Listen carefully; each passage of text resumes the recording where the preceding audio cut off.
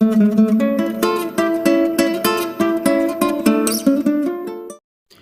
Guys, कैसा हो अगर हमारे एक ही गुलाब के पेड़ में डिफरेंट कलर के फूल देखने को मिल जाएं। ऐसा प्लांट काफ़ी यूनिक होता है और ऐसे प्लांट को तैयार करने के लिए सबसे पहले हमें एक रूट स्टॉक चाहिए होगा और रूट स्टॉक हमें मिल जाएगा अपने कोई भी हाइब्रिड रोज़ के प्लांट से। और आप यहाँ पे देख पा रहे हैं कि मेरे पास कुछ रूट स्टॉक ग्रो हुए हैं मेरे एक हाइब्रिड इंग्लिश रोज़ के प्लांट में, जिसको आज मैं सेपरेट करूँगा। और सेपरेट करने के लिए आज मैं जो मेथड यूज़ करने वाला हूँ वो है एयर लेयरिंग। एयर लेयरिंग एक काफ़ी आसान तरीका है जिसमें आप अपने प्लांट को मदर प्लांट से अलग कर सकते हैं और इसमें डेथ का रेट काफ़ी ज़ीरो होता है। इसमें आपका कटिंग ख़राब होने का काफ़ी कम चांस होता है। और आज की वीडियो में मैं आपको यही दिखाने वाला हूँ और आगे चल के फिर मैं नेक्स्ट वीडियो में इस ब्रांच पे कैसे ग्राफ्ट करने हैं मल्टीपल, वो आपको दिखाऊँगा। अभी तक आप चैनल पे नए हैं तो चैनल को जरूर सब्सक्राइब कर लें और वीडियो पसंद आए तो वीडियो को भी लाइक कर लें। तो चलिए वीडियो शुरू करते हैं। इस प्लांट पे 3 शक्कर ब्रांच ग्रो हुए हैं और एक ब्रांच आप देख पा रहे हैं जो कि बिल्कुल ही रूट से निकला हुआ है। तो आज मैं सारे तीनों ब्रांच पे एयर लेयरिंग करूँगा, लेकिन मैं आपको जो ये फर्स्ट ब्रांच है इसको मैं दिखाने वाला हूँ। और मैं यहाँ पे एयर लेयरिंग करने के लिए कोकोपीट और 10% के करीब वर्मी कंपोस्ट को मिक्स कर लिया है अच्छे से वाटर में, जिससे कि हम एयर लेयरिंग करेंगे।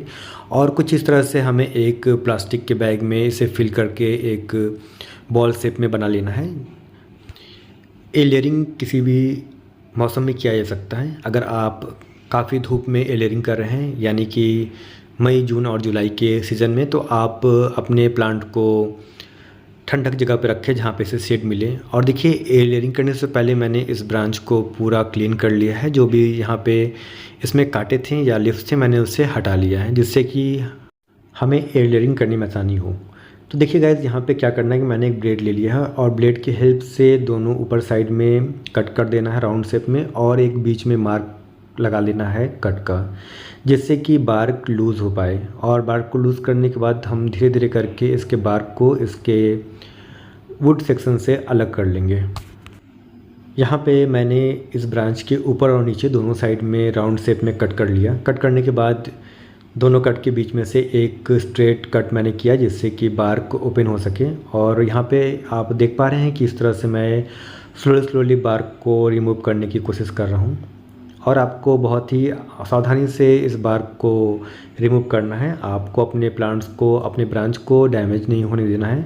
और यहाँ पे देखिए, मैंने ऑलमोस्ट इस बार्क को हटा लिया है और अगर कहीं बार्क ऐड है तो आप उसे कट कर लें।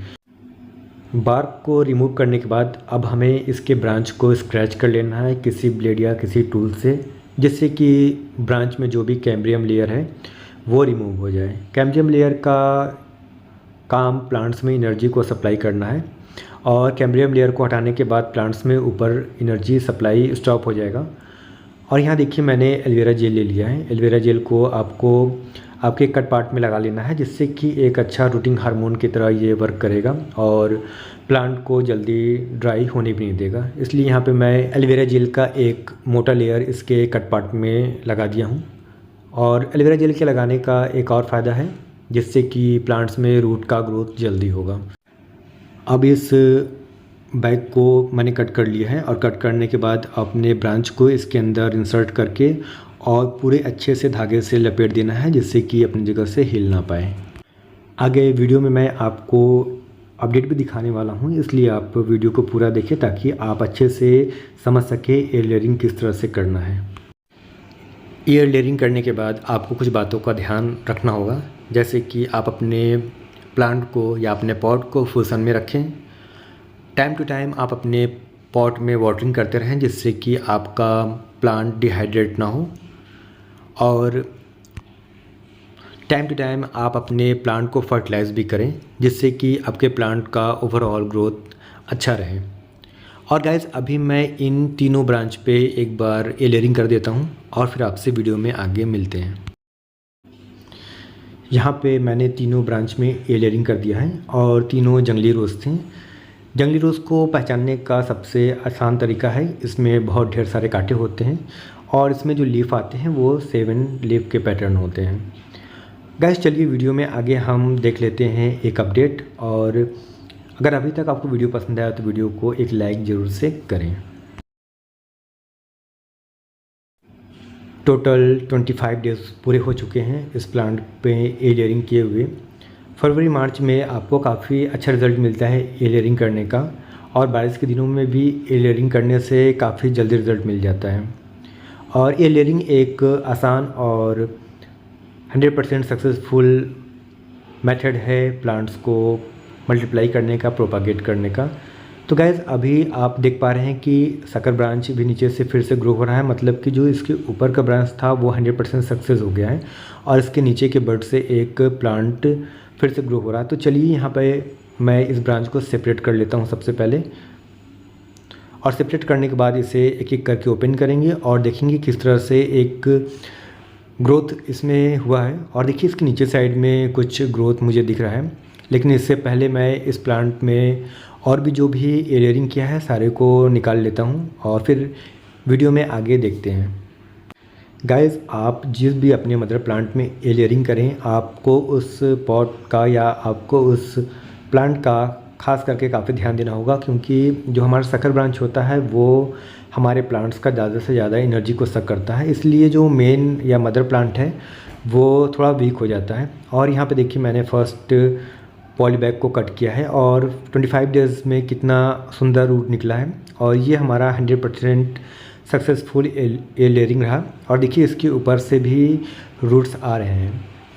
इसी तरह करके हम दूसरा भी ब्रांच देख लेते हैं और इसके थ्रेड को मैं कट कर दूंगा। और अभी मैं वीडियो में आपको दिखाने वाला हूँ किस तरह से मैं इसे ग्रो करूँगा, क्या मीडिया मैंने इसके लिए चूज़ किया है जिसमें इस प्लांट का ग्रोथ अच्छा रहे। और आगे चल के हम कोशिश करेंगे कि इसे एक स्टैंडर्ड आर्टी रोज़ की तरह ग्राफ्ट करें, जिससे कि प्लांट का खूबसूरती और भी अच्छा रहे।